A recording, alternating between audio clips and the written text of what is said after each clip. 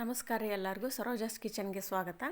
ಇವತ್ತು ನಾವು ಉತ್ತರ ಕರ್ನಾಟಕದ ಸ್ಪೆಷಲ್ ಜೋಳದ ವಡೆ ಹೇಗೆ ಮಾಡೋದು ಅಂತ ತೋರಿಸ್ಕೊಡ್ತೀನಿ.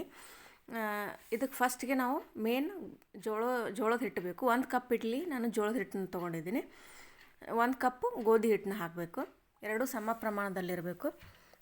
ಆಮೇಲೆ ಇದಕ್ಕೇ ಅರ್ಧ ಬಟ್ಲಷ್ಟು ಅಕ್ಕಿ ಹಿಟ್ಟು, ಅರ್ಧ ಬಟ್ಲಷ್ಟು ಬೇಸನ್ ಹಿಟ್ಟು ಅಂದರೆ ಬಜ್ಜಿಗೆ ಬಳಸ್ತೀವಲ್ಲ ಆ ಹಿಟ್ಟು, 1-2 ಸ್ಪೂನ್ ಆಗುವಷ್ಟು ಉದ್ದಿನ ಬೇಳೆ ಹಿಟ್ಟು ಹಾಕ್ಕೊತಾ ಇದ್ದೀನಿ ನಾನಿಲ್ಲಿ. ಇದನ್ನು ಪೂರ್ತಿ ಚೆಂದಾಗಿ ಸ್ವಲ್ಪ ಕಲಿಸ್ಬೇಕು. ಇದು ಎಲ್ಲ ಹಿಟ್ಟರು ಮಿಕ್ಸ್ ಆಗಬೇಕು.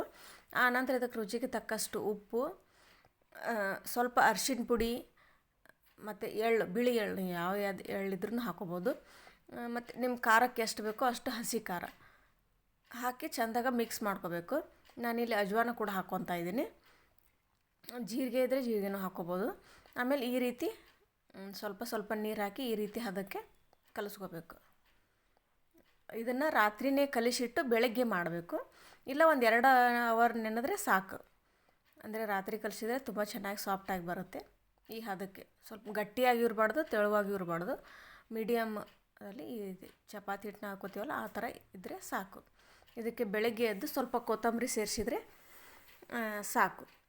ಆಮೇಲಿಂದ ಈ ರೀತಿ ಕೈಲೇ ಎಣ್ಣೆ ಹಚ್ಕೊಂಡು ಈ ಥರ ತಟ್ಟಿ ಆದರೂ ಮಾಡ್ಬೋದು. ಅಥವಾ ನೀವು ಪೇಪರಲ್ಲಿ ಅಂದರೆ ಕವರ್ ಇರುತ್ತಲ್ಲ, ಪ್ಲಾಸ್ಟಿಕ್ ಕವರ್, ಅದರಲ್ಲಿ ಬೇಕಾದ್ರೆ ಮಾಡ್ಬೋದು. ಈ ರೀತಿ ಎಣ್ಣೆಯಲ್ಲಿ ಕರಿಬೇಕಾಗುತ್ತೆ. ಸೊ ಈ ಪೇಪರ್ನಲ್ಲಿ ನಾನು ತೋರಿಸ್ತಾ ಇದ್ದೀನಿ ನೋಡಿ. ಪೇಪರಿಗೆ ಸ್ವಲ್ಪ ಎಣ್ಣೆ ಹಚ್ಚಿ ಈ ರೀತಿ ನಿಧಾನಕ್ಕೆ ತಟ್ಕೋಬೇಕು. ಪ್ಲೀಸ್ ನಮ್ಮ ಚಾನಲ್ನ ಯಾರು ಸಬ್ಸ್ಕ್ರೈಬ್ ಆಗಿಲ್ಲ ಸಬ್ಸ್ಕ್ರೈಬ್ ಆಗಿ ಒಂದು ಲೈಕ್ ಕೊಡಿ. ಈ ರೀತಿ ನಾವು ನಿಧಾನಕ್ಕೆ ತಟ್ಕೊಂಡ್ರೆ ಅದು ತಾನಾಗೇ ಉಬ್ಬಿ ಬರುತ್ತೆ. ಇದು ಬೆಳಗಿನ ನಾಷ್ಟಕ್ಕೆ ಮಾಡ್ಬೋದು, ಮತ್ತು ಮಕ್ಕಳಿಗೆ ಲಂಚ್ ಬಾಕ್ಸ್ ಕೂಡ ಕಟ್ಬೋದು ನೀವು. ಈ ರೀತಿ ನೋಡಿ ಯಾವ ರೀತಿ ಉಬ್ಬಿದೆ ಅಂತ ನೋಡ್ತಿರ್ಬೋದು ನೀವು. ಇಲ್ಲ ಮನೆಗೆ ಯಾರಾದರೂ ಗೆಸ್ಟ್ ಬಂದಿದ್ದರೆ ಬೆಳಗಿನ ನಾಷ್ಟಕ್ಕೆ ಈ ರೀತಿ ಮಾಡಿಕೊಡ್ಬೋದು. ಇದನ್ನು ನೀವು ಮೊಸರು ಜೊತೆ ಆದರೂ ತಿನ್ಬೋದು, ಅಥವಾ ಕೊಬ್ಬರಿ ಚಟ್ನಿ ಜೊತೆನಾದ್ರೂ ತಿನ್ಬೋದು. ನೋಡ್ತಿರ್ಬೋದು ನೀವು ಯಾವ ರೀತಿ ಬಂದಿದೆ ಅಂತ.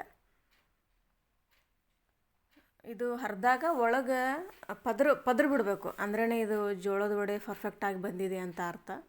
ತೋರಿಸ್ತೀನಿ ನಾನಿಲ್ಲಿ.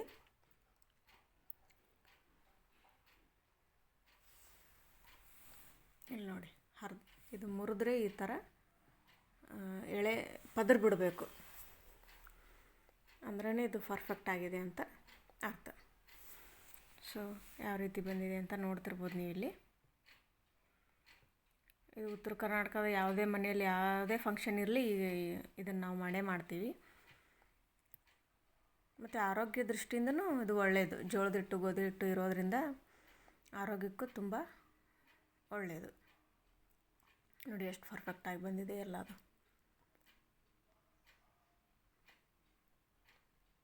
ಸೊ ನಮ್ಮ ಚಾನಲ್ ಯಾರು ಸಬ್ಸ್ಕ್ರೈಬ್ ಆಗಿಲ್ಲ ಸಬ್ಸ್ಕ್ರೈಬ್ ಆಗಿ. Thank you for watching.